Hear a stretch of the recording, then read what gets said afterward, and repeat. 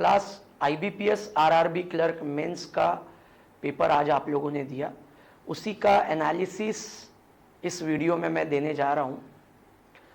अगर आप डायरेक्टली इस वीडियो को देख रहे हैं तो मैं बोलूँगा कि जो डिस्क्रिप्शन में लिंक है उसमें जाकर आप पहले एग्जामिनेशन दे दें, उसके बाद अगर आप वीडियो देखोगे तो आपको और अच्छे से ये समझ में आएगा। अगर मैं सोर्स की बात करूं कि ये पेपर आया कहाँ से, तो पुराने 2017, 18 और 19 में जो आरआरबी मेंस का एग्ज़ाम हुआ था उसी से मैंने ये लिया है। अगर मैं एग्जाम्पल्स की बात करूं या क्वेश्चंस की बात करूं कि इस पेपर में क्या क्या क्वेश्चंस थे, तो इस पेपर में दो बड़े बड़े क्वेश्चंस थे, कॉम्प्रिहेंसिव क्वेश्चंस थे। एक पैसेज जो कि 10 क्वेश्चन वाला था और एक था रीअरेंजमेंट, ट्रेडिशनल रीअरेंजमेंट जो 5 मार्क का था, जिसको हम लोग पहले ही मैंने वीडियो में आपको बताया था कि हम लोग बड़े क्वेश्चंस को लास्ट में सॉल्व करेंगे। इस पेपर में कोई क्लोज टेस्ट नहीं था, तो अगर मैं 40 प्रश्न जिनको 40 मार्क्स दिए गए हैं पेपर में, इनकी बात करूं तो 15 क्वेश्चंस जो बड़े डेटा वाले क्वेश्चंस है उनको अलग भी मैं कर दूं तो 25 मार्क का आपका वन लाइनर क्वेश्चन बच जाता है, या 25 क्वेश्चन ऐसे हैं जो सिंगल लाइनर वाले होंगे। उसमें से 13 प्रश्न ऐसे थे जो लोग अच्छी तरह से प्रिपेयर कर चुके, एटलीस्ट वो 13 मार्क्स उन लोगों के बनने ही चाहिए। अगर मैं पैसेज की बात करूं जिसको हम लोग एकदम लास्ट में सॉल्व करेंगे, तो उसमें भी आप 6 मार्क तक इजीली कमा सकते हो। और अगर मैं ट्रेडिशनल रीअरेंजमेंट की बात करूं जिसको सॉल्व करने में बहुत दिक्कतें होती है, वो भी ट्रांजिशन वाला था, तो उसमें भी आप पूरे मार्क्स हासिल कर सकते हो। मतलब अगर मैं टोटल गेटेबल मार्क्स का पता करूं जो एक प्रिपरेशन करने वाले बंदे ने हासिल करने ही चाहिए, तो 13 + 11 मतलब 40 में से 24 मार्क्स उस बंदे ने कम से कम कमाने चाहिए अगर वो पूरा इंग्लिश का पेपर अटेम्प्ट कर रहा है। तो अगर मैं मैक्सिमम मार्क्स की बात करूं तो वो 40 आउट ऑफ 40 भी ले सकता है। तो हम लोग फर्स्ट क्वेश्चन को स्टार्ट करते हैं। मैं पहले ही बता चुका हूं कि हम लोग पैसेज को स्किप कर चुके हैं, तो यहां पहला क्वेश्चन वन लाइनर ही होगा। ये पहला क्वेश्चन जो है ये एरर बेस्ड क्वेश्चन है, इसमें हमको गलती बताना है कि किस पार्ट में है। फर्स्ट क्वेश्चन पे मैं आता हूं, एनालिसिस का अप्रोच हम लोग रखेंगे। जो स्टूडेंट्स मुझसे पढ़ चुके हैं उनको एनालिसिस क्या होता है ये अच्छे से पता है। जिन लोगों का क्लासेस में होना बाकी है उनका फ्यूचर में हो ही जाएगा, तब वो इस बात को आसानी से रिलेट कर सकते हैं। तो पहले क्वेश्चन की अगर मैं बात करूं, फुल स्टॉप मुझे दिख रहा है, स्टार्टिंग में कोई सपोर्टिंग वर्ब नहीं है, इसका मतलब फर्स्ट स्टेप वाली कोई गलती नहीं है। अगर मैं फर्स्ट क्वेश्चन को तोड़ू तो मुझे कॉमा नजर आ रहा है, मैं यहां से इसको ब्रेक करूंगा। उसके बाद मुझे एक कंजंक्शन नजर आ रहा है विच मैं यहां से उसे ब्रेक करूंगा, और आखिर में एंड भी क्लॉज लेकर आ रहा है तो मैं यहां से ब्रेक करूंगा। मतलब 3 ब्रेकिंग पॉइंट्स है, मतलब कि यहां पे 4 पार्ट्स या 4 क्लॉजेस होंगे। अगर मैं पहले पार्ट को देखूं तो इसमें कोई वर्ब नहीं है, ये एक फ्रेज है, ऑफन इन पॉलिटिकल कैंपेन्स, तो इसमें कोई मिस्टेक नहीं है, इस पार्ट को मैं सही मान लेता हूं। सेकेंड पार्ट जो कि क्लॉज है जिसमें वर्ब है इज रीच्ड, तो अगर मैं पॉइंट को देखूं तो सिंगुलर सब्जेक्ट है जिसके हिसाब से इज बिल्कुल बराबर है, मतलब इस हिस्से में भी कोई मिस्टेक नहीं है। विच एक रिलेटिव प्रोनाउन है, इसको मुझे एक बार जांचना पड़ेगा। अगर मैं विच को रिच्ड के अकॉर्डिंगली देखूं तो रिच्ड एक एक्शन है। अगर मैं एक्शन की बात करूं तो ये एक्शन किस बात से रिलेट हो रहा है ये मुझे सोचना पड़ेगा। तो रिच्ड मतलब पहुंचना, पहुंच रहे हो आप तो किसी ना किसी जगह पे आप पहुंचोगे, जगह पे पहुंचोगे तो आपके पास जो रिलेटिव प्रोनाउन या रिलेटिव एडवर्ब होना चाहिए वो विच तो नहीं होना चाहिए, वो होना चाहिए वेयर। तो ये इस रिलेटिव प्रोनाउन को आपको रिलेटिव एडवर्ब में कन्वर्ट करना पड़ेगा। इसका मतलब आपका आंसर होगा बी। जहां पे भी आपका आंसर बी होगा ऑप्शन में, उसको आप जाके टिक कर ले। नेक्स्ट क्वेश्चन की मैं बात करूं तो मैं इसे ब्रेक करूंगा। मुझे यहां पे बिकॉज एक कंजंक्शन दिख रहा है और उसके साथ ऑफ लगा हुआ है, तो ये फ्रेज डेवलप करेगा। बिकॉज होता तो क्लॉज डेवलप करता, पर बिकॉज ऑफ है। दूसरी बात, यहां पे दैन है, दैन भी बहुत बार क्लॉज लेकर आता है, पर यहां पर मुझे कोई वर्ब नजर नहीं आ रहा है, तो मैं मान लेता हूं कि इस पर्टिकुलर सेंटेंस में सिर्फ एक ही क्लॉज है। अब वो वर्ब इसमें मुझे जाके ढूंढना है जो कि है आर वरीड। अगर मैं पीपल को देखूं तो ये एक प्लूरल सब्जेक्ट है, प्लूरल सब्जेक्ट के साथ हमेशा प्लूरल वर्ब होता है, और आर के साथ हम लोग V3 का कॉम्बिनेशन यूज कर सकते हैं। मतलब इस पर्टिकुलर पार्ट में कोई गलती नहीं है। अगर मैं इस देन को देखूं जो कि बीच में आ रहा है इन दो फ्रेजेस के, तो जाहिर सी बात है देन कंपैरिजन करता है, कंपैरिजन करता है तो कंपैरेटिव डिग्री में करेगा, और यहां पर कहीं ना कहीं मुझे कोई ना कोई एडजेक्टिव जरूर मिलेगा। तो अगर मैं बोलूं मच, मच एक पॉजिटिव डिग्री का एडजेक्टिव है, देन है तो हमको कंपैरेटिव डिग्री चाहिए, तो ये मच रॉन्ग होगा, मुझे आंसर चाहिए मोर। इसका मतलब फिर से मेरा जो इरेनियस पार्ट है वो बी हो जाएगा। नेक्स्ट क्वेश्चन पे मैं चलता हूं।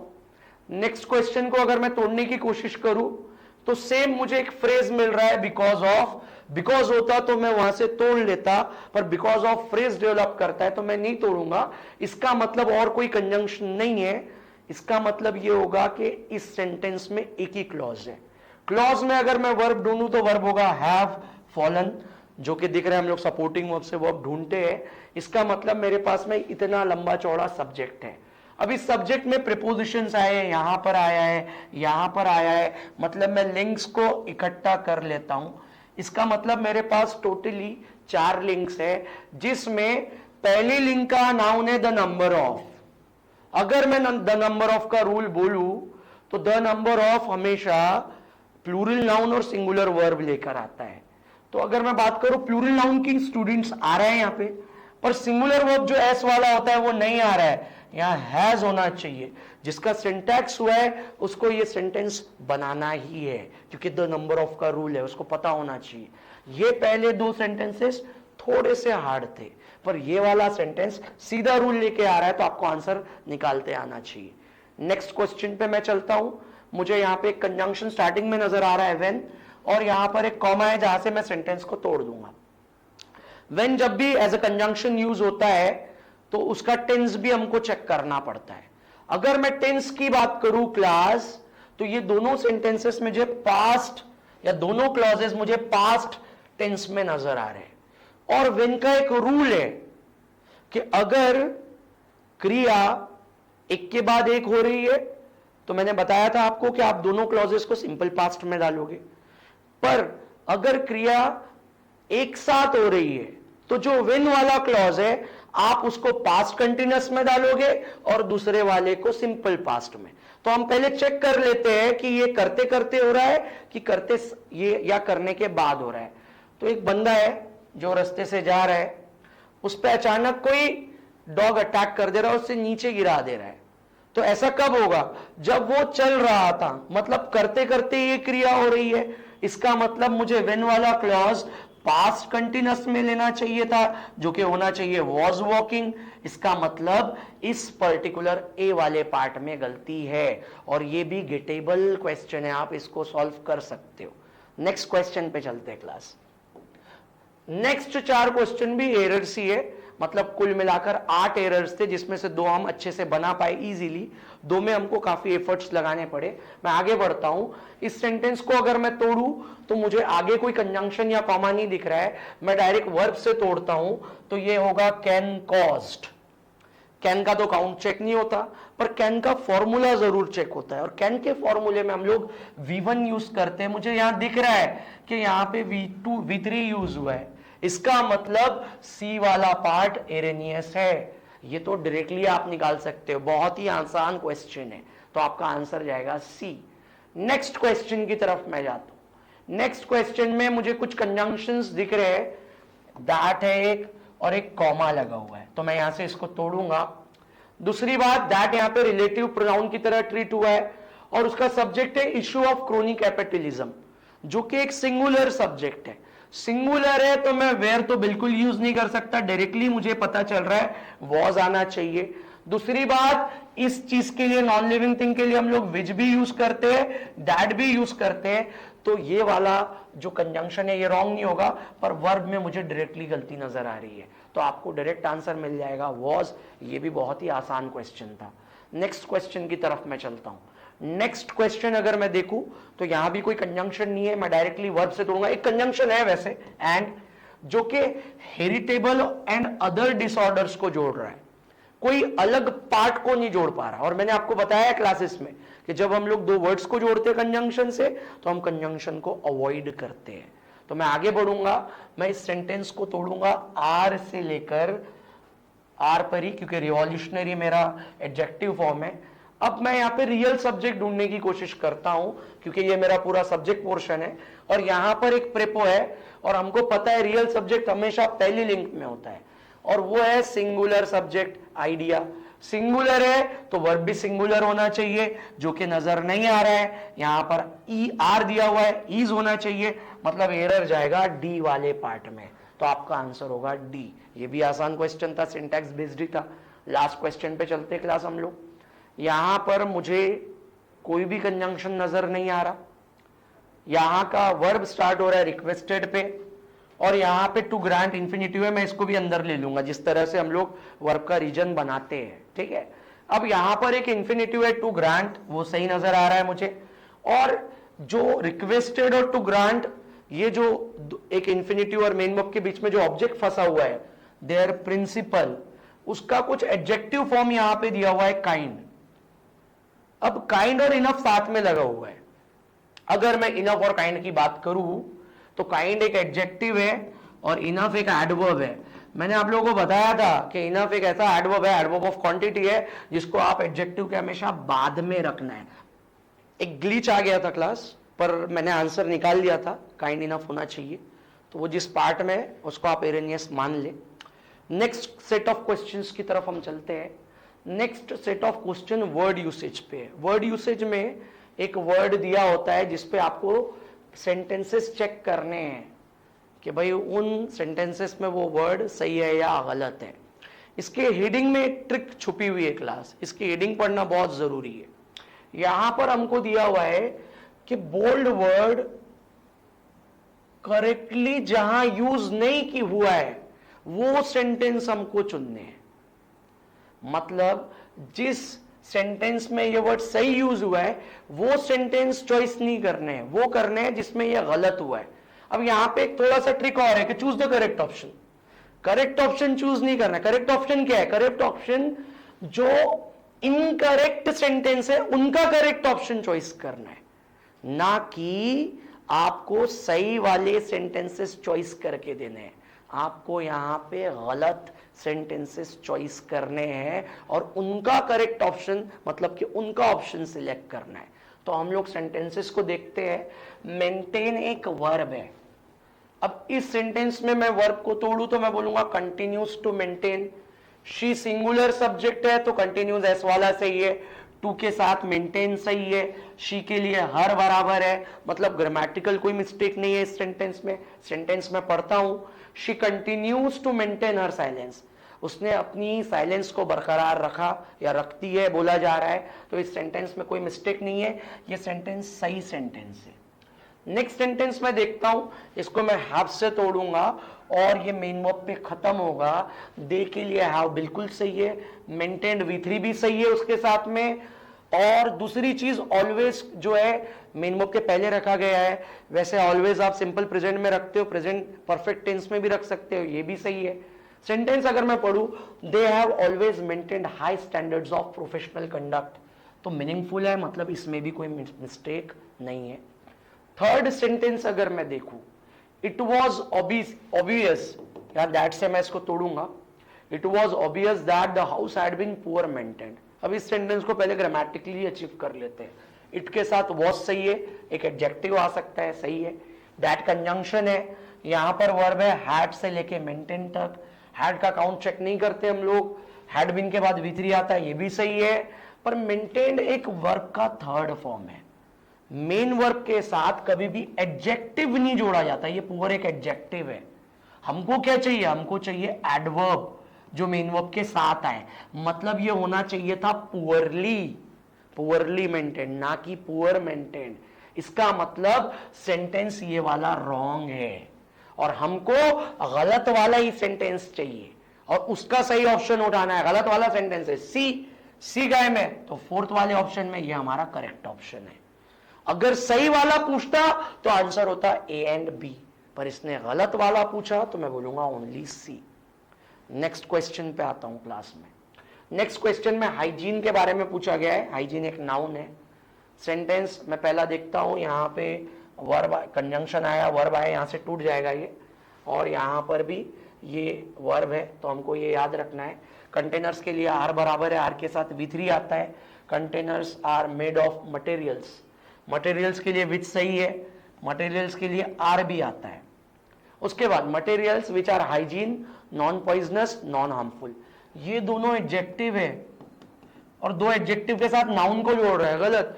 ये भी एडजेक्टिव होना चाहिए था, मतलब ये होना चाहिए था हाइजीनिक, तो सेंटेंस होना चाहिए था the containers are made of materials which are hygienic, non poisonous and non harmful, मतलब ये सेंटेंस रॉन्ग है। सेकेंड सेंटेंस में देखता हूं, ब्रशिंग योर टीथ रेगुलरली, उसके लिए इज बराबर है, an important part of good dental hygiene, यहां पे हाइजीन को नाउन की तरह रखा है और इसके पहले गुड डेंटल एडजेक्टिव है और मीनिंगफुल भी है, तो ये सेंटेंस को मैं सही मान लेता हूं। थर्ड सेंटेंस में मैं चलता हूं, ट्रकोमा एक डिजीज का नाम है, उसके लिए इज बराबर है। सेंटेंस पढ़ के देखते हैं क्लास हम लोग। Trachoma is a disease associated with poverty, गरीबी से रिलेटेड है, एंड हाइजीनिक कंडीशंस। कोई भी डिजीज हाइजीनिक कंडीशन से कैसे हो सकता है, मतलब ये थोड़ा बिना सेंस वाला सेंटेंस क्रिएट कर रहा है। तो हाइजीनिक नहीं, अनहाइजीनिक कंडीशंस हो सकती है, उससे बीमारी हो सकती है, मतलब यहां ये आपको ट्रिक कर रहा है, तो ये वाला सेंटेंस भी रॉन्ग है। और हमारे पास दो रॉन्ग सेंटेंसेस है, ए एंड सी, जो कि फोर्थ ऑप्शन में है, तो ये हमारा करेक्ट आंसर होगा, रॉन्ग सेंटेंस वाला करेक्ट ऑप्शन। हेडिंग को समझे। नेक्स्ट क्वेश्चन पे मैं चलता हूं क्लास। रिपोर्ट नेक्स्ट वर्ड है हमारा। रिपोर्ट नाउन भी होता है, रिपोर्ट वर्ब भी होता है, तो दो चांस है हमको इसको राइट करने के। पहला सेंटेंस मैं देखता हूं, यहां पे मैं पहले इसको तोड़ लेता हूं ग्रामर में। ही के साथ हैज सिंगुलर है, रिटर्न V3 फॉर्म सही है, V3 के साथ एडवर्ब ऑफ मैनर ब्रेवली बिल्कुल सही है। अब सेंटेंस को मैं मीनिंग वाइज पढ़ने की कोशिश करता हूं।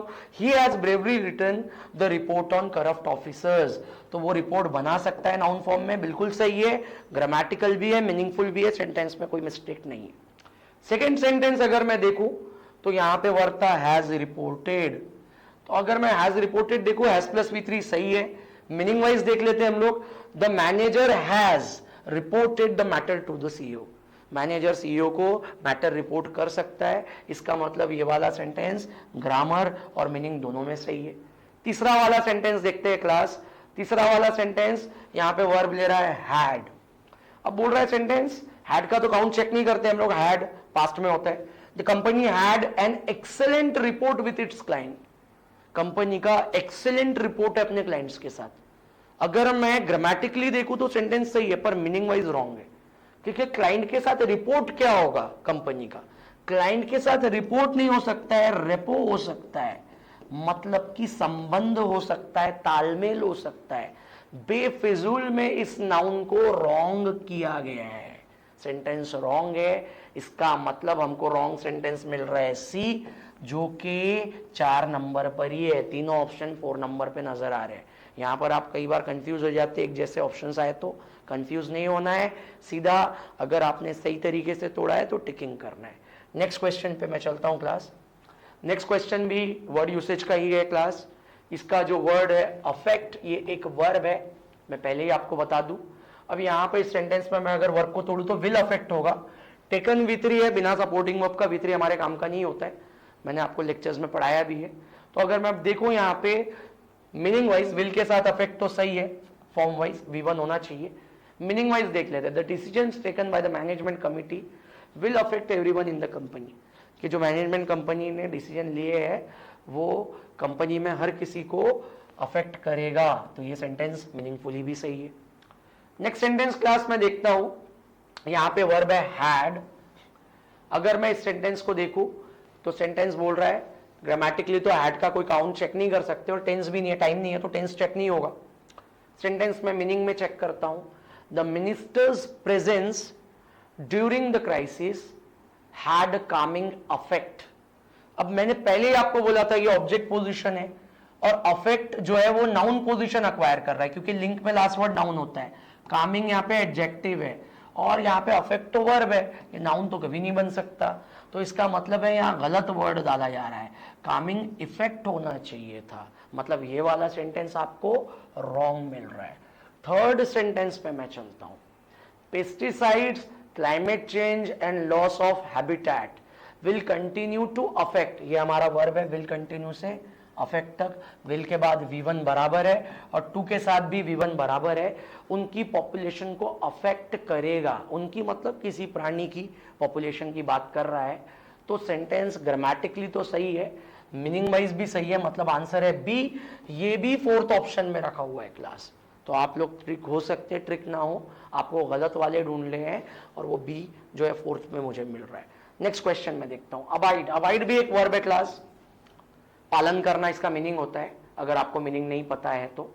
अब मैं ग्रामर देखूं तो मैं अबाइड बाय से तोड़ूंगा सेंटेंस को, और सबसे पहले तो कंजंक्शन है एज, यहां से भी मैं तोड़ूंगा।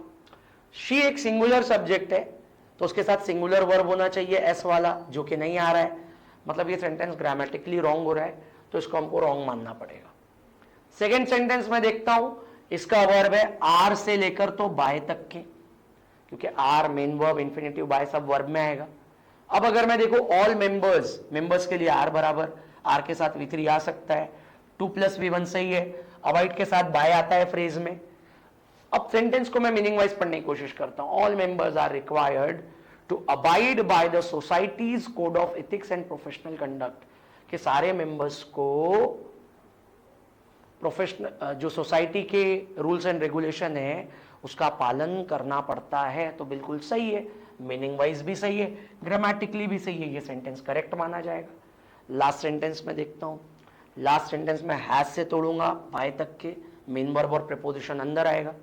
हैज ही के लिए बराबर है, हैज के साथ V3 आता है जो कि नहीं आ रहा है, अबाइडेड होना चाहिए, अबाइड तो फर्स्ट फॉर्म में, इसका मतलब ये भी रॉन्ग है ग्रामेटिकली।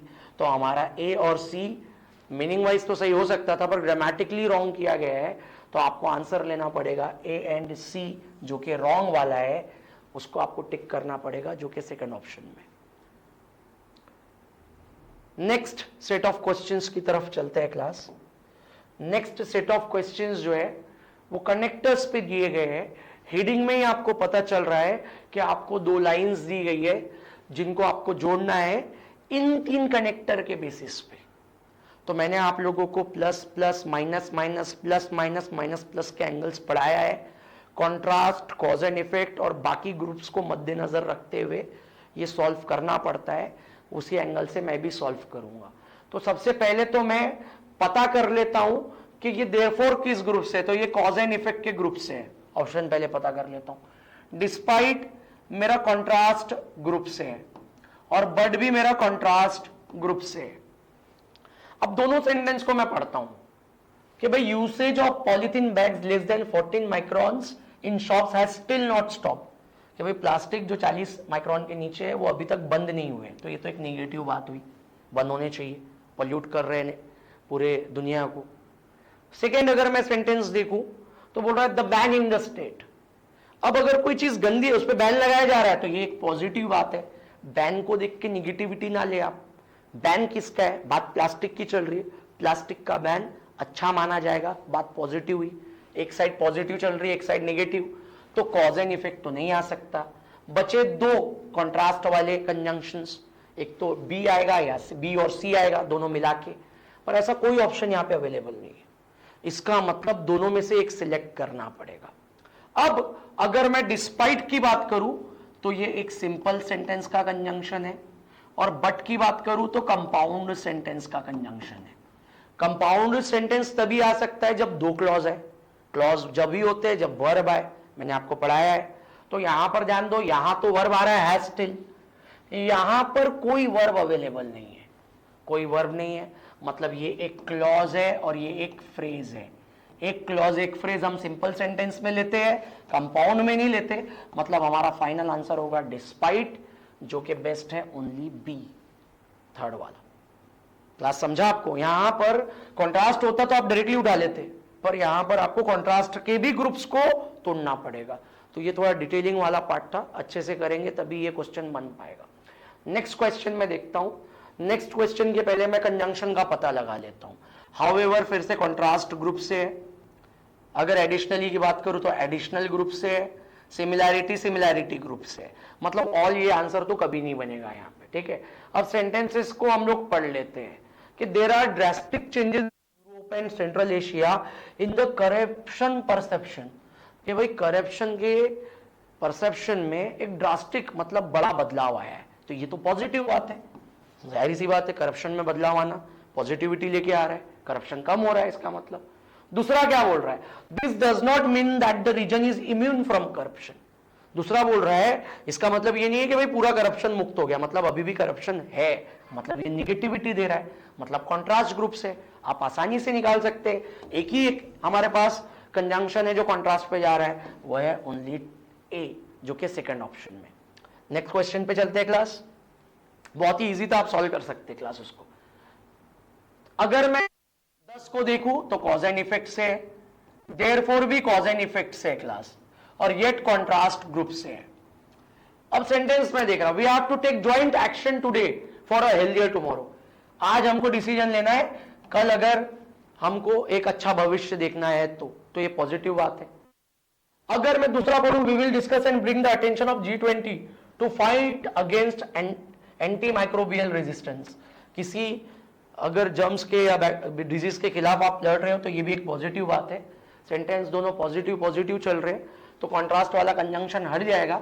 ए और बी दोनों कॉज एंड इफेक्ट से आप ले सकते हो, और यहाँ पे ऑप्शन में भी है तो हम लोग डायरेक्ट लगा लेंगे, ये वाला भी मार्क्स आपसे छूटना नहीं चाहिए। नेक्स्ट क्वेश्चन पे चलते क्लास।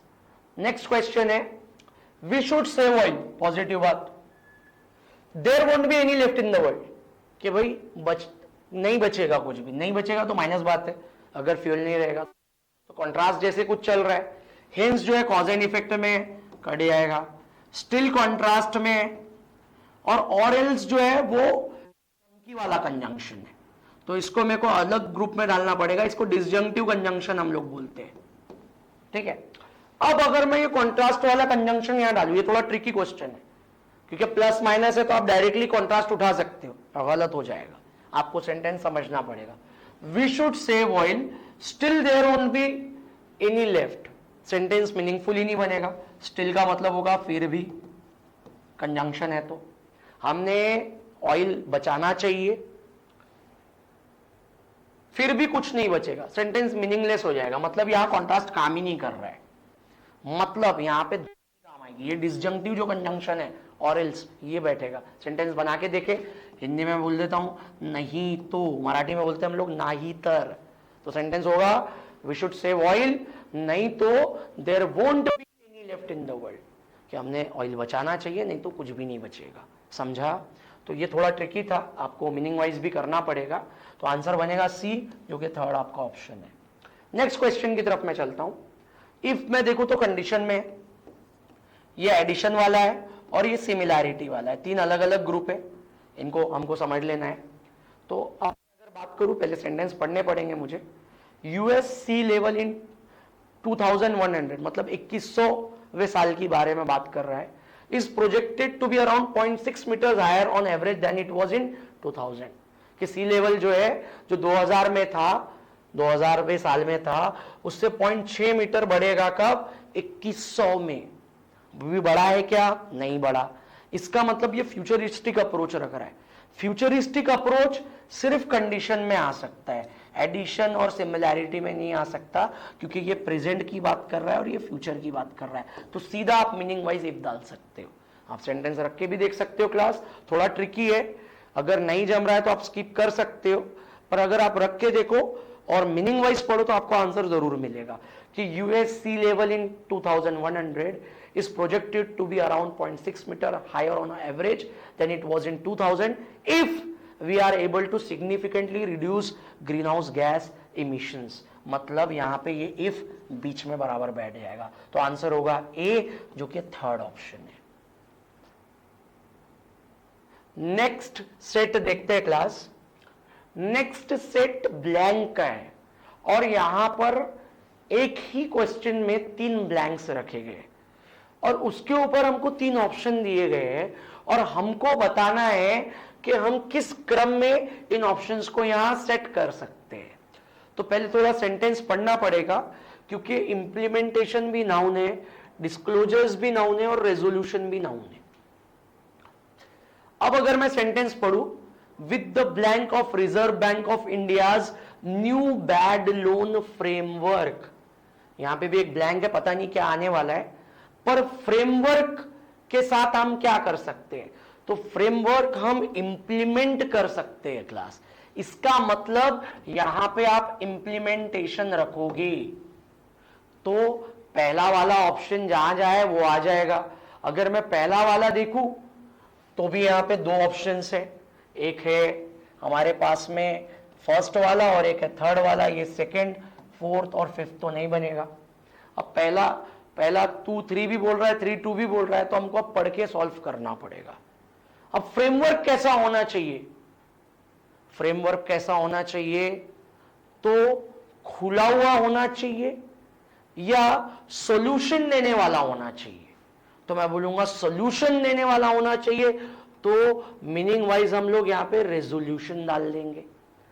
अब अगर मैं सेंटेंस को पढ़ के देखूं तो मैं बोलूंगा with the implementation of Reserve Bank of India's new bad loan resolution framework that seeks greater disclosure from banks, मतलब जो बैंक से बहुत ज्यादा खुलापन या जो बैंक्स अपने बैंकों में कारोबार करती है उसका विश्लेषण पूरी तौर पे रखे। ये बिल्कुल सेंटेंस मीनिंगफुल बन रहा है। इसका मतलब हम लोग यहाँ रेजोल्यूशन, यहाँ पे इंप्लीमेंटेशन और लास्ट में हम लोग रखेंगे डिस्क्लोजर्स। नहीं बन पाया अगर आपसे तो स्किप कर सकते हो, पर मैं आपको बता रहा हूं कि सॉल्व कैसे करना है, ठीक है। तो आपका आंसर होगा, ये बन गया 1, ये जाएगा थर्ड नंबर और ये 2, मतलब हो जाएगा 1 3 2, 1 3 2, ये थर्ड ऑप्शन में अवेलेबल है। नेक्स्ट क्वेश्चन पे मैं चलता हूं क्लास। अब यहां पर 3 ऑप्शन है। प्रपोजल जो कि एक नाउन है, प्रपोजल मतलब कि कोई प्लान। प्रोविजन मतलब आपातकालीन के लिए जो आप तैयारी करते हैं उसको प्रोविजन बोला जाता है, ये तैयारी है। प्रपोजल मतलब प्लान है, ये भी नाउन है, ये भी नाउन है। कमेटी तो नाउन ही है, कमेटी तो आपको पता ही है, ठीक है। अब बोलेगा कौन, यहां पे एक वर्ड आ रहा है सेड, बोलता कौन है, तो बोलेगा कमेटी, कमेटी के मेंबर्स, मतलब यहां कमेटी बैठनी चाहिए। पर यहां पर इस वर्ब के पहले कॉमा लगा हुआ है, यहां आप देखो तो आपको गौर से नजर आएगा। इसका मतलब ये डायरेक्टली यहां कमेटी नहीं बैठा सकता और कमेटी यहां नहीं बैठेगी क्योंकि सेड वहां है। इसका मतलब कमेटी को आपको यहां बैठाना पड़ेगा। फिर से एक बार बता दूं, सेड वर्ब है, उसके पहले कमेटी होना चाहिए, पर बीच में कॉमा है, इसका मतलब पहले ही पार्ट में वो कमेटी बैठनी चाहिए। तो हो जाएगा the department related parliamentary committee after reviewing. अब रिव्यू क्या करेंगे क्लास, ये बहुत इंपॉर्टेंट है। अब रिव्यू आपकी आपातकालीन स्थिति को करोगे या योजना को करोगे, तो मैं बोलूंगा ये तो तैयारी है, इसका मतलब आपको प्लान रिव्यू आप कर सकते हो, फिर से एक बार देख सकते हो। इसका मतलब यहां पे प्लान आएगा, मतलब कि प्रपोजल, तो यहां पर बैठेगा प्रपोजल। पहले में कमिटी बैठ गया, दूसरे में प्रपोजल, तो जाहिर सी बात है तीसरे में प्रोविजन, तो आएगा 3 1 2। आंसर है 3 1 2। कहां पर है ऐसा, तो मैं लूंगा फिफ्थ ऑप्शन है। ये मीनिंग वाइज ही उठाना पड़ा, काट नहीं सकते थे क्लास हम लोग, क्योंकि यहां पर तीनों के तीनों नाउन थे। लास्ट वाला देखता हूं क्लास, लेजिटिमेट एक एडजेक्टिव है, कन्वर्जन नाउन है, पैची भी एक एडजेक्टिव है, मतलब एक नाउन की पोजीशन हमारे पास बैठ रही है। तो अगर मैं यहां पे फोर्स देखो, फोर्स नाउन है, तो नाउन के पहले यहां एक एडजेक्टिव बैठेगा। यहां पे हैज बीन के बाद वर्ब चाहिए, पर ऐसा वर्ब है नहीं, तो वर्ब के जगह हम लोग एडजेक्टिव बैठा सकते हैं कोई भी बी के फॉर्म के बाद में। तो यहां 2 एडजेक्टिव बैठेंगे, मतलब नाउन यहां बैठेगा, और कन्वर्जन नाउन है और उसके बाद ही इनटू आता है, तो ये तो एकदम फिक्स हो गया, ये वाला सेंटेंस आप बिल्कुल कर सकते हो क्लास। तो अब यहां पर कन्वर्जन इनटू हो गया, लास्ट वाला पॉइंट ही हम लोग पढ़ लेते हैं। अब पॉलिटिकल फोर्स कैसी चाहिए हमको? एक ऑप्शन है पैची, एक है लेजिटिमेट। पैची मतलब जगह छूटी हुई, कई जगह पे मौजूद है कहीं नहीं है, जैसे पैची बियर्ड होता है, कहीं किसी को दाढ़ी आती है कहीं आती ही नहीं है, समझे क्या? मतलब अधूरा। तो कोई भी नहीं चाहेगा कि पॉलिटिकल फोर्स किसी के पास अधूरी रहे, मतलब ये पैची यहां नहीं बैठ सकता। इसका मतलब है कि यहां लेजिटिमेट पॉलिटिकल फोर्स बैठेगा। इसको आप 100% सॉल्व कर सकते हो क्लास। इसका मतलब है कि आप कन्वर्जन को 2 पे ही रखे, यहां पे आप लोग डाल लोगे लेजिटिमेट, मतलब 1 आएगा यहां पर, ये 2 और यहां पे 3, तो आंसर होगा 3 2 1, और 3 2 1 यहां पे 4th ऑप्शन में आपके मौजूद है। ये तीनों में तीसरा वाला आप थोड़ा इस इनटू की मदद से भी सॉल्व कर सकते हो, पहले दो आपको बहुत दिमाग लगा के सॉल्व करने हैं। नेक्स्ट क्वेश्चन पे चलता हूं क्लास में।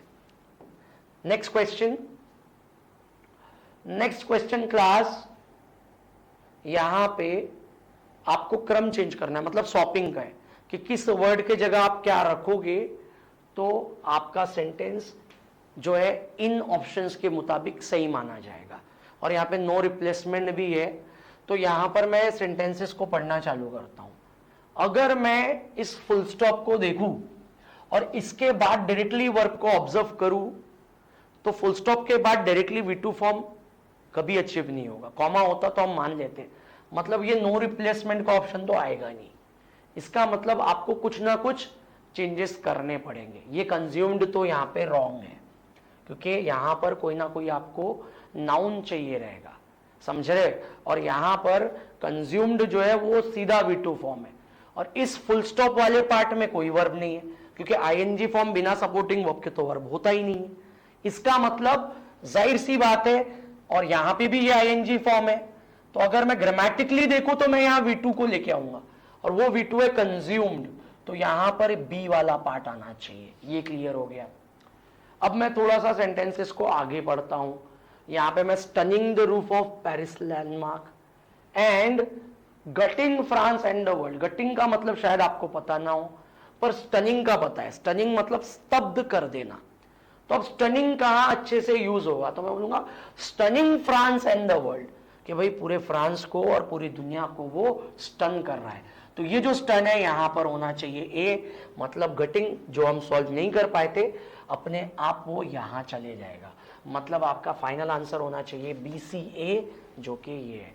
आप ग्रामर यूज करोगे पूरी तरह से एग्जैक्ट आंसर आपका निकलेगा क्लास। नेक्स्ट क्वेश्चन में देखता हूं। नेक्स्ट क्वेश्चन में ईज दिख रहा है, ईज के साथ V1 तो आता नहीं है, इसका मतलब ये रॉन्ग है। नो रिप्लेसमेंट नहीं कर सकते, आपको आंसर्स उठाने पड़ेंगे। इसके साथ आप V3 या V4 रख सकते हो, तो C वाला जो पार्ट है आप वो यहां रख दो, वेस्टेड यहां पे आ जाएगा। यहां पे 2 है, 2 के साथ V1 आता है, मतलब कि A वाला पार्ट आप यहां रख दो, थर्ड वाला चेक करने की भी जरूरत नहीं है आपको। इसका मतलब आपका आंसर बनेगा C, A और B, जो कि 4th आंसर है। बहुत ही इजी है क्लास। नेक्स्ट क्वेश्चन हम लोग देखते हैं क्लास। नेक्स्ट क्वेश्चन में मुझे फिर से ईज दिख रहा है, इसके बाद नाउन हो सकता है स्कैंडल, पर क्या वो सूट कर रहा है सेंटेंस को कि the investigation report of special counsel Robert Mueller is scandal to end. Is scandal to end सही नहीं लग रहा है। अगर मैं बोलूं इज अनलाइकली टू एंड, तो यहां पे सी वाला अच्छा लगेगा क्लास। ये आपको थोड़ा मीनिंग वाइज उठाना पड़ेगा पढ़ के, अब डायरेक्ट ग्रामर पे नहीं उठा सकते। मतलब सी यहां पे आ गया। And the interference around Russian unlikely, unlikely तो हट गया। अब ए को मैं यहां पे रख सकता हूं, यहां पर मैं ए को रख के देखता हूं। अगर मैं ए को यहां रखूंगा, ए था स्कैंडल, तो बोलूंगा is unlikely to end the scandal around Russian interference in the US. तो यहां पे इंटरफेरेंस आ सकता है, इससे ये पक्का हो जाएगा कि यहां पे ये बी आ जाएगा। मतलब फाइनल आंसर होगा CAB। नो रिप्लेसमेंट नहीं आएगा क्योंकि सेंटेंस मीनिंगफुल पढ़ने में नहीं लग रहा था, तो फाइनल होगा CAB, जो कि 3rd आंसर है। नेक्स्ट सेंटेंस देखते हैं क्लास। नेक्स्ट सेंटेंस में बीन के बाद आप V1 तो कभी नहीं रख पाओगे। आपको एक तो एडजेक्टिव रखना पड़ेगा, नाउन रखना पड़ेगा, या तो V3 फॉर्म रखना पड़ेगा। और यहां पर हमारे पास में एक एडजेक्टिव है कंट्रोवर्शियल, जो कि पॉजिटिव डिग्री में, ग्रेटर भी एडजेक्टिव है पर कंपैरेटिव डिग्री का एडजेक्टिव है जो यहां अच्छा नहीं लगेगा, तो हम सी वाले पार्ट को यहां पे डाल देते हैं। और कैन के साथ V1 आता है, इसका मतलब पेनलाइज यहां आ जाएगा, मतलब सी के साथ आया ए, सी ए तो लास्ट में जाएगा बी, तो फिर से आंसर बनेगा सी ए बी ही, जो कि आपका फर्स्ट आंसर है। तो ये बहुत ही आसान था क्लास, आप इसमें सारे के सारे मार्क्स आसानी से उठा सकते थे। ग्रामर नहीं भी चला रहे तो आप शफलिंग करके भी रख के आंसर्स उठा सकते थे। नेक्स्ट क्वेश्चन देखते क्लास। नेक्स्ट क्वेश्चन की अगर मैं बात करूं तो रीअरेंजमेंट पे हम लोग पहुंच चुके हैं क्लास। यहां पे मतलब जितने सिंगल लाइनर्स थे वो 25 क्वेश्चंस हम लोग सॉल्व कर चुके हैं। रीअरेंजमेंट ट्रेडिशनल है, थोड़ा दिमाग लगा के हमको सॉल्व करना है, और हमारी पहली स्टेप होती है रीअरेंजमेंट सॉल्व करने की कि हम लोग फर्स्ट सेंटेंस क्या है ये ढूंढते हैं। तो अगर मैं फर्स्ट सेंटेंस देखूं यहां पर तो मुझे द स्टेप विल कौन सा स्टेप पता ही नहीं है, मतलब ये फर्स्ट तो नहीं हो सकता, जाहिर सी बात है। फिर से मैं देखूं make in India is a step, ये हो सकता है, या देयर बाय कंजंक्शन आ रहा है, ये वाला भी नहीं होगा, यहां पे ऑल्सो आ रहा है, ये वाला भी नहीं होगा, दिस विल क्या, ये भी नहीं पता, मतलब एक तो बी फर्स्ट बनेगा या तो एफ फर्स्ट बनेगा। अब बी और एफ को हम लोग कंपेयर कर लेते हैं। बी बोल रहा है Make in India is a step in the right direction and is expected to give fillip to the Indian industry, कि मेक इन इंडिया एक ऐसा स्टेप है जो सही दिशा में लिया गया है और इंडियन इंडस्ट्री को ये एक बूस्ट, फिलिप मतलब एक ताकत देगा। एफ वाला बोल रहा है defence production is at heart of Make in India programme, यहां पे डिफेंस प्रोडक्शन को मेक इन इंडिया के अंदर में रख रहा है, तो पहले तो मेक इन इंडिया आना चाहिए, फिर मेक इन इंडिया में डिफेंस प्रोडक्शन आएगा, इसका मतलब ये वाला पहला नहीं होगा। तो जाहिर सी बात है आपका जो फर्स्ट सेंटेंस बनेगा वो बनेगा बी। एक बहुत बड़ी हिंट इस रीअरेंजमेंट में छुपी हुई थी जो कि क्वेश्चन में है कि सी को कंसीडर करना है सेकेंड सेंटेंस, पहले से ही दिया हुआ है। अगर आपने ये माइती को स्किप किया है तो शायद आपका रीअरेंजमेंट रॉन्ग बन सकता है, वो क्यों मैं थोड़ी देर में बताऊंगा, ठीक है। तो इसका मतलब है कि सेकेंड सेंटेंस तो पहले से ही रखा हुआ है, ये सेकेंड नंबर है, ये फर्स्ट नंबर है, बीसी, मतलब इनकी बन गई जोड़ी, हमको बीसी को जोड़ी में रखना है क्लास। सी तो पहले से ही दिया हुआ है हम लोगों को, और ये हमारा फर्स्ट सेंटेंस है, तो हमारे पहले दो सेंटेंस होंगे बी और सी। अब बी जो है एक स्टेप की बात कर रहा है और उसी से रिलेटेड बात हो रही है द स्टेप, पहले आई ये स्टेप, पहले आई एक स्टेप, फिर वो स्टेप क्या कर रही है ये बोलेगा, तो द स्टेप लिंक में आ रहा है, इसका मतलब ए भी आपके कॉम्बिनेशन में मौजूद है, तो आपका कॉम्बिनेशन बनेगा बी सी ए। अब अगर ये हिंट का प्रयोग ना किया जाए तो आप इस अ स्टेप और द स्टेप को रिलेट करके इसको पहला और इसको दूसरा मान लोगे, जबकि हमको दोनों के बीच में एक सेंटेंस दिया गया है जो पहले ही क्लियर कर दिया गया था हमको कि बी सी ए होगा। तो हमारे पास पहले तीन सेंटेंस बी इसलिए क्योंकि उसके अलावा कोई दूसरा सेंटेंस पहले पे नहीं बैठेगा, सी पहले से दिया हुआ है, और ए अ स्टेप से द स्टेप की हिंट के ऊपर हमने बनाया। हम हिंट्स पे काम करके ही ट्रांजिशन की मदद लेते हुए ही रीअरेंजमेंट बनाएंगे क्लास। अब हमको तीनों को रीअरेंज करना है, लास्ट वाले उनको हम कोशिश करते हैं। अब यहां पे दिस विल एम्पावर और इट विल ऑल्सो हेल्प, मतलब ई और डी जोड़ी में है, ये तो पक्का मुझे पता चल गया है कि ई और डी जो है जोड़ी में। अब वो चौथे पांचवे भी हो सकते हैं और पांचवे छठे भी हो सकते हैं।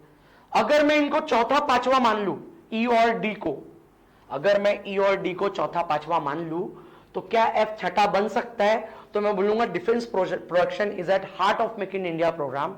इसमें कोई कंक्लूजन छुपा ही नहीं है, तो आप इसको लास्ट मान ही नहीं सकते, ना ये डिटेलिंग है ना ये कंक्लूजन है।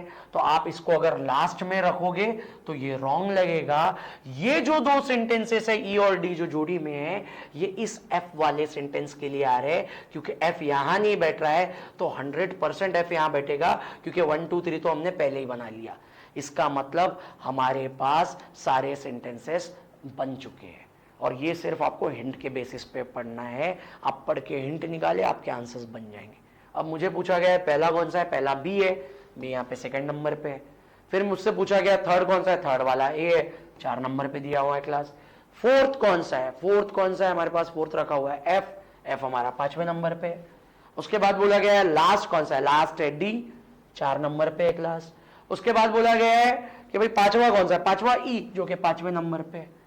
अगर हिंट्स और जोड़ियां बनाई जाए तो बहुत ही आसानी से ये रीअरेंजमेंट गेटेबल है, आप सब लोग इसको सॉल्व कर सकते हो। और ये एक सेंटेंस जो दिया हुआ है ये आपके 5 मार्क की गारंटी करता है क्लास। आगे मैं बढ़ूंगा, लास्ट क्वेश्चन जो कि रहेगा पैसेज। पैसेज ये काफी बड़ा था तो एक शीट में नहीं आ पा रहा था, तो हमने इसको 2 शीट में बनाया है।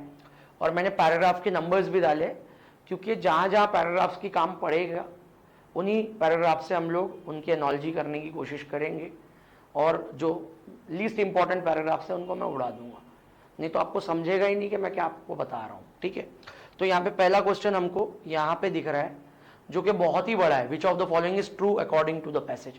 तो ट्रू फॉल्स ढूंढना है, मतलब सारे ही पैराग्राफ्स ढूंढने पड़ेंगे, तो उसको आप स्किप कर दे पहले, आप इजी इजी क्वेश्चन से चालू करें। ये क्या बोल रहा है, इस इडियम का मतलब क्या है, तो भले ही इस इडियम का मतलब हमको नहीं पता पर हम एक ट्राई जरूर कर सकते हैं। चलो ट्राई करते क्लास। इडियम था कि but is his critic justified, क्या उसकी क्रिटिक सही है, या does he throw the baby out of with the bath water. Sentence है to throw the baby out with the bath water, मतलब पानी के साथ बेबी को भी फेंक देना। अब जो पानी जिसमें बच्चा नहा रहा होगा, जाहिर सी बात है वो तो गंदा हो चुका है, उसको आप फेंक दोगे, साथ ही साथ आप अपने बच्चे को भी फेंक दोगे, ये तो बहुत ही गलत बात है। इसका मतलब कुछ अनइंपॉर्टेंट पार्ट के साथ कुछ इंपॉर्टेंट पार्ट भी आप अपने से जुदा कर दे रहे हो, ये मीनिंग इसका आप निकाल सकते हो। ऐसा meaning to run after an impossible dream, ये तो नहीं हो रहा है। To stop trying to do something and admit defeat, ये भी नहीं हो रहा है। तीसरा, to discard an important thing while getting rid of others, जो वर्थलेस है, वर्थलेस चीजों के साथ इंपॉर्टेंट पॉइंट भी साइड में रख देना, बिल्कुल ये मीनिंग है, क्योंकि बेबी को आप फेंक दे रहे हो जो कि इंपॉर्टेंट माना जाएगा। तो ये फ्रेज भले ही आपको नहीं पता, आप ट्राई करके इसको सॉल्व कर सकते हो। तो इसका आंसर बनेगा 3। हम लोग पहले इजी क्वेश्चन सॉल्व कर लेंगे क्लास। नेक्स्ट थर्ड वाला भी बहुत बड़ा है, हमको 2 पैरा का प्रयोग करना पड़ेगा, नॉट ट्रू बताना है, इसको हम लोग लास्ट में देख लेंगे। ठीक है, यहां पे जो नेक्स्ट क्वेश्चन है वो बोल रहा है हमको कि बॉटल नोज डॉल्फिन्स क्या नहीं कर सकती है।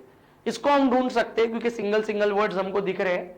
तो बॉटल नोज डॉल्फिन्स क्या क्या कर पा रही है, ये दिख रहा है मुझे, have very large and complex brain, recognise themselves in the mirror, है क्या, हाँ ये दिया हुआ है, recognise themselves in the mirror, ये करेक्ट हो रहा है।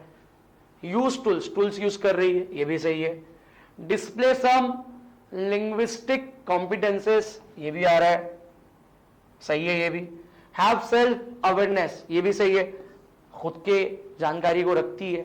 इसका मतलब ऐसा कोई भी पार्ट नहीं है जो बॉटल नोज डॉल्फिन्स नहीं कर सकती, तो फाइनल आंसर होगा आपका नन ऑफ द अबव। तो ये आपका करेक्ट आंसर है, ये चीजें तो वो कर रही है और आपको कैन नॉट बताना है। नेक्स्ट क्वेश्चन पे चलते हैं class. Next question, fill in the blanks with suitable option बोल रहा है।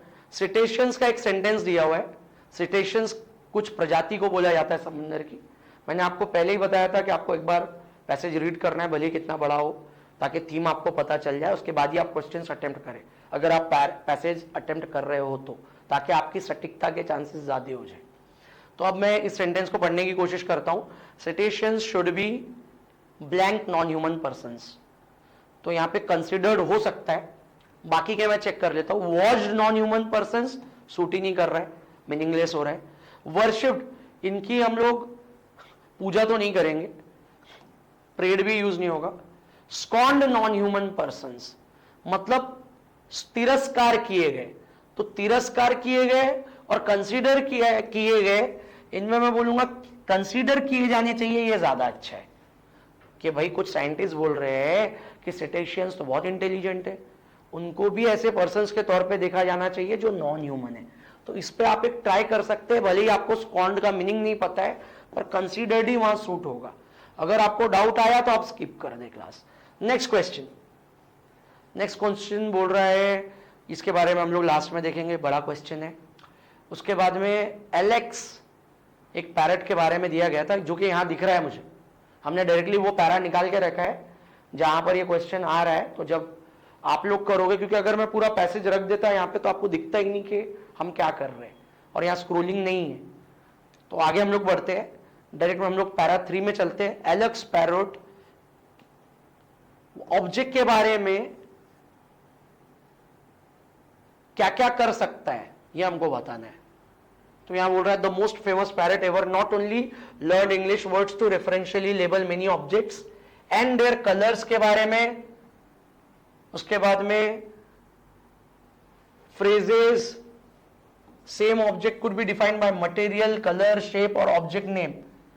कि भाई वो सेम ऑब्जेक्ट को मटेरियल में भी समझ सकता है, कलर में भी समझ सकता है, उसके शेपों में और ऑब्जेक्ट नेमों में, ये सारी चीजें कर सकता है। मतलब फाइनल आंसर होगा आपका ऑल ऑफ द एबव। तो ये आप ढूंढ के कर सकते हो। डायरेक्ट ये एलेक्स क्या क्या कर सकता है ये पूछा जा रहा है, जो कि एक तोता था या तोता है। नेक्स्ट क्वेश्चन में देखता हूं, आपको इंपरेटिव का अपोजिट बताना है। इंपरेटिव मतलब इंपॉर्टेंट होता है क्लास, और इसका अपोजिट आपको बताना है। तो वाइटल इंपॉर्टेंट ही होगा, क्रूशल भी इंपॉर्टेंट होगा। इंपॉर्टेंट खुद इंपॉर्टेंट है, ऑप्शनल इंपॉर्टेंट नहीं होता है। तो ये तीनों को आप एक साथ रख सकते हो, भले ही परएम्प्टरी का आपको मतलब नहीं पता है, और आप एज ऑप्शनल को इसका आंसर निकाल सकते हो। अगर आपको ट्राई करना है तो आप ट्राई कर सकते हो, अगर आपको बहुत ज्यादा डाउट है तो आप स्किप कर देना है। Next question class, next question है कि आपको कॉग्निटिव का मीनिंग बताना है। कॉग्निटिव अगर आपको मैं बताऊं नहीं पता है तो कॉग्निटिव का अकलमंदी से लेना देना होता है।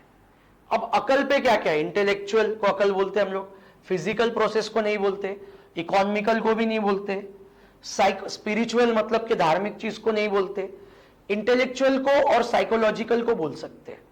पर साइकोलॉजिकल चीजों में बहुत सारी बातें आती है, और यहां पर आप किसी बात की सूझबूझ की बात किया जा रहा है। कॉग्निटिव मतलब सूझबूझ होना, सूझबूझ मतलब इंटेलेक्चुअल होना। तो साइकोलॉजिकल और इंटेलेक्चुअल में ये इसका बेस्ट आंसर है। अगर कॉग्निटिव का मीनिंग पता है आपको तो ये आप ट्राई कर सकते हो क्लास। नेक्स्ट जो कि लास्ट क्वेश्चन है, लास्ट क्वेश्चन बोल रहा है कि जस्टिफाइड का हमको क्लोजेस्ट मीनिंग बताना है। यहां बोल रहा है, यहां हमने तभी देखे थे कि इंपॉर्टेंट चीज को छोड़ देना, मतलब ये निगेटिव मीनिंग में आ रहा है। तो जाहिर सी बात है और के पहले है तो जस्टिफाइड पॉजिटिव मीनिंग में आएगा। पॉजिटिव मीनिंग ये डिसरेस्पेक्टफुल, बोस्टफुल, इरैशनल, कंडिसेंडिंग नहीं हो सकता, सही होगा, डायरेक्टली दिया हुआ है। इसको आप आसानी से सॉल्व कर सकते हो अगर आप पैसेज कर रहे हो, तो ये आपका आंसर बनेगा।